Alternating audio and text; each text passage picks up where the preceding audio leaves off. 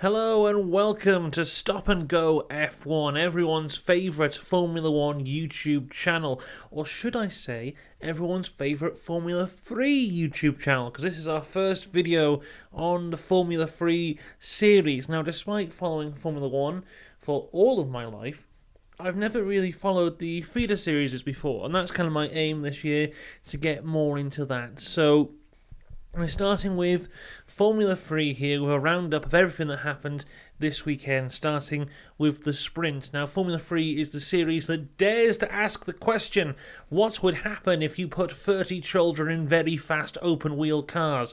And the answer is some very good racing from what we saw this weekend. Now, the difference between Formula 3 and Formula 2 and then on to Formula 1 is that Formula 3 and Formula 2, they allowed DRS after one lap, not three, which allows the field to be very close for the majority of the race. Looking at the sprint race, though, lap 2, there was a crash. It was from Rafael Villa-Gomez. So there was a safety car that came out pretty much instantly in the sprint race, and I feel that for the sprint race, the majority of the race was behind safety car. There was far more safety car laps than non-safety car laps. But I actually missed the second incident because there was a knock on the door and there was someone here who inspected the house. From one of the guys we rent from. They wanted to inspect the house, make sure it wasn't on fire. It wasn't on fire. So I'll take this opportunity to talk about one of the Formula 3 drivers, Christian Mansell. Now, despite being called Mansell, he is no relation to 1992 Formula 1 World Champion Nigel Mansell. He is his own person. But an interesting thing about him is he has type 1 diabetes, and due to this he has the kind of thing in his arm which has a Bluetooth connection to his phone which monitors his blood sugar levels. Now, due to that, he needs to be near his phone at all times to keep that reading going, so the FIA have given him special privileges to have his phone with him in the car, which I think is pretty cool. Some more notes here from the sprint race. There was Aaron and Goethe had some fantastic racing at one point, and then it was Pepe Marti with the amazing overtake for the lead of the sprint race and went on to win the race. Now, Pepe Marti, interesting thing about him is he is part of Fernando Alonso's young driver management company. So looking good for Fernando there, following in the footsteps of Flavio Briatore, bringing in some young drivers to continue his legacy from motorsport. It's looking like a good weekend for Fernando Alonso, but let's go on to the feature race now. So we had Minnie on pole with Bortoleto alongside, and it was a bad start for Minnie. He lost the lead to Bortoleto on the first corner, and then would go on to lose second place to Saucy within the first lap. Bortoleto was very quick, set up a very good lead. There was a few questions about, is he pushing the tyres too hard maybe, because in the feature race of Formula 3 there is no mandatory pit stops, so you finish on the tyres that you start on, and he built like a 3-second lead at one point, and those questions, will this come back to bite him at the end of the race? We'll have to wait and see. There was a fantastic battle between Minnie and Saucy for the second place position, which Minnie would go on to win. On lap 7, it was Mari Boya who hit Tommy Smith and stopped on track. That brought out the safety car, so all of Bortoleto's lead was destroyed at that point. Minnie right up behind him. As the safety car pulled in, Minnie took the lead of the race, and basically as he took the lead for the race, a pop-up appeared at the top saying he had a 5-second penalty for his position on the grid was wrong. He wasn't in the wrong place, but his car within the box was wrong. What did they actually name it as? It was a starting procedure infringement or something like that. We had quite a few of them in the sprint race for Formula 3, and also the sprint race for Formula 2 as well.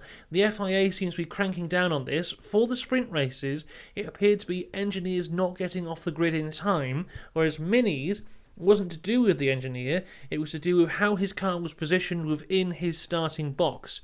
To which I would say, he couldn't have had that much of an advantage because he lost 2 positions on the first lap. But nevertheless, they are cranking down on this, so Minnie given a 5-second penalty. It'll be interesting to see in the Formula 1 race later this afternoon Will there be any starting procedure infringements there? Is this going to be a thing that affects all series this year? So yeah, Minnie, 5-second penalty as he is leading the race. So there was an on-board at one point, and the tyres on the front runners looked quite bad, but that didn't seem to come back and bite them at that point. There was a fantastic 5-man battle for 8th place, which Luke Browning got on top of. Fantastic race for him. Bad qualifying. If I pull up qualifying here, where did he actually finish? Luke Browning qualified 18th place, so bad qualifying for him, but he was kind of thrown into the car quite late on.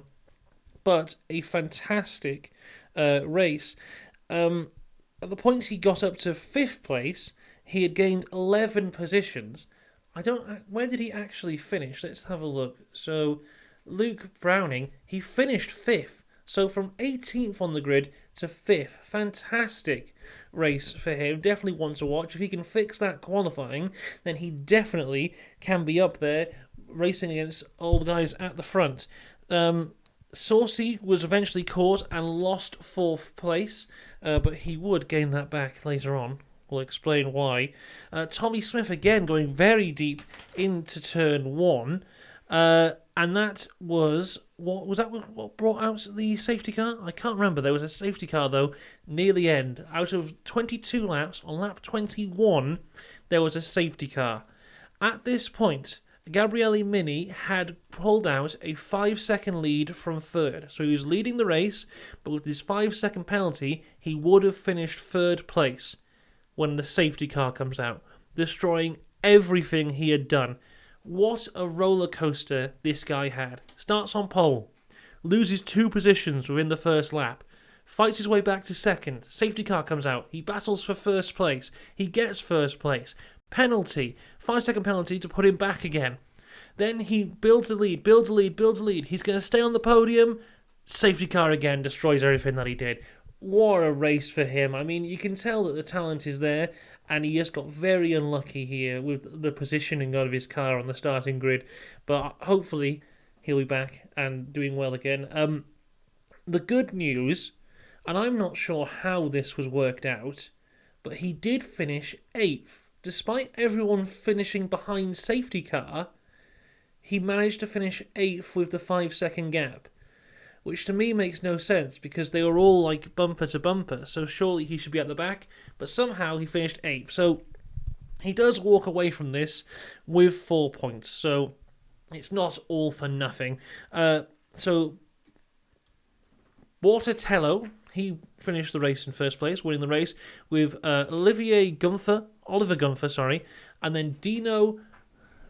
Here we go. I don't know these guys. I don't know how to pronounce their names. Dino Beganovic on 3rd, and the interesting thing there, all 3 rookies for Formula 3 this year, an all-rookie podium, 1 and 2 going to the Trident team. So very, very good race, very enjoyable, some real talent there. I mean, there's some people who aren't as good, and we'll get into them more as we go through the series, but if I had to give my hero of Formula 3 today, I would give that to Gabriele Minì, because fantastic drive, very unlucky, hopefully will come back stronger from this fantastic race. Bortoleto, by the way, another one of Fernando Alonso's young drivers, so 2 for 2 for Fernando Alonso in the Formula 3. Let's see how he gets on in the Formula 1 this afternoon. So, as I said, I'm very new to Formula 3, very new to Formula 2, so help me help you.